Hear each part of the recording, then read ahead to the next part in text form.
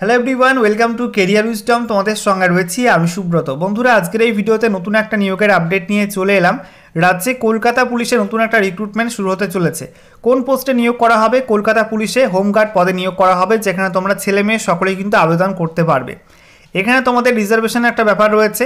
সিভিকদের জন্য কিন্তু কিছুটা রিজার্ভেশন থাকছে এই রিক্রুটমেন্টে, তবে নর্মাল ক্যান্ডিডেট অর্থাৎ সাধারণ প্রার্থীরাও কিন্তু এখানে অ্যাপ্লাই করতে পারবে, ফ্রেশার ক্যান্ডিডেটরাও কিন্তু এখানে অ্যাপ্লাই করতে পারবে। তোমাদের জানিয়ে রাখি, সিলেবাস এবং সিলেকশন প্রসেস কিন্তু পরিবর্তন হচ্ছে। লিখিত পরীক্ষার মাধ্যমে কিন্তু রিক্রুটমেন্ট করা হবে কলকাতা পুলিশে হোমগার্ড পোস্টে।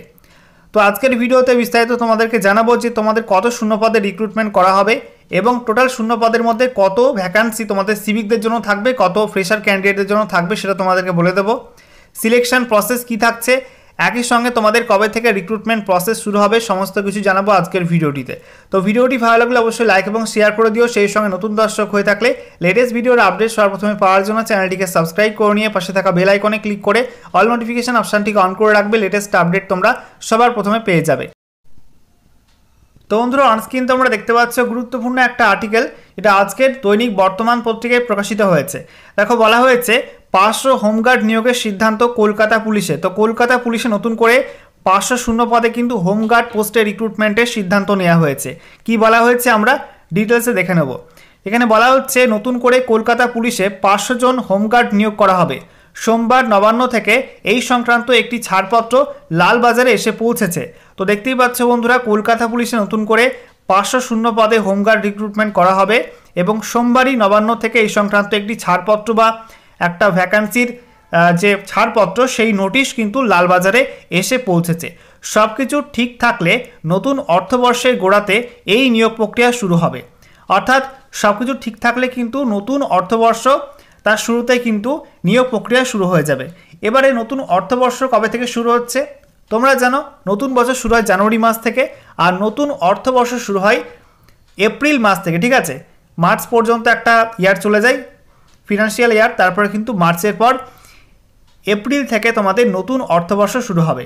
তো এপ্রিল 2025 থেকে তোমাদের কিন্তু এই রিক্রুটমেন্ট প্রসেস শুরু হতে পারে কলকাতা পুলিশে।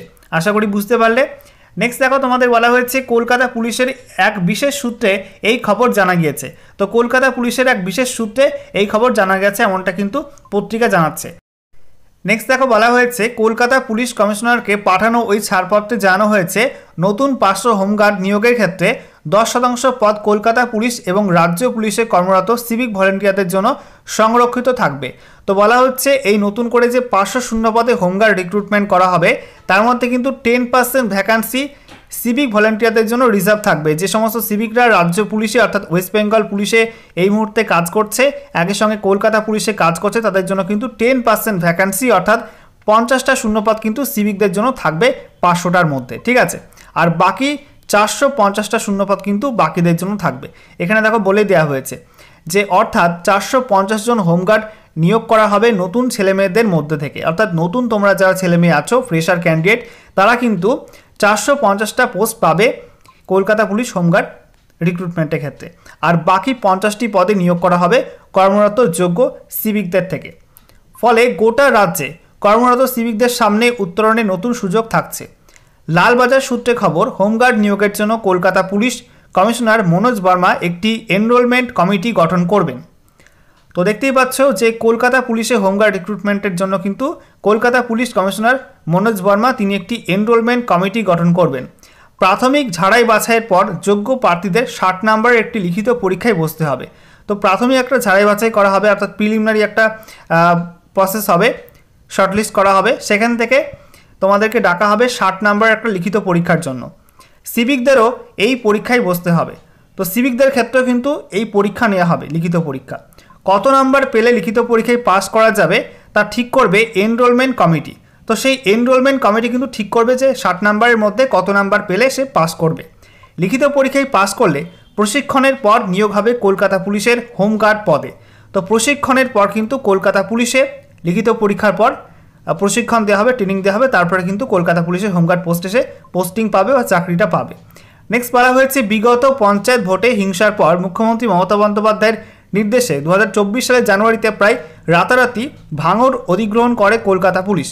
এর ফলে কলকাতা পুলিশের এলাকা 324 বর্গ কিমি থেকে এক ধাক্কায় বেড়ে দাঁড়িয়েছে 530 বর্গ কিমিতে।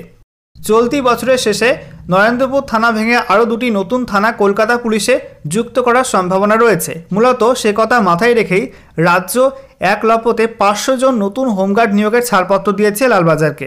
উল্লেখ্য, Kolkata police constable, SI, sergeant পদে নিয়োগ দীর্ঘদিন বন্ধ ছিল। ফলে কলকাতা পুলিশের থানা, ট্রাফিক গার্ড থেকে গোয়েন্দা বিভাগ কার্যত পুলিশের অভাবে ধুঁকছিল। অবশেষে 2023-24 সালে কনস্টেবল, এসআই, সার্জেন্ট পদ এই সমস্ত পদে নিয়োগ হয়েছে। এবার হোমগার্ড পদে নিয়োগের ছাড়পত্র হাতে এলো লালবাজারের।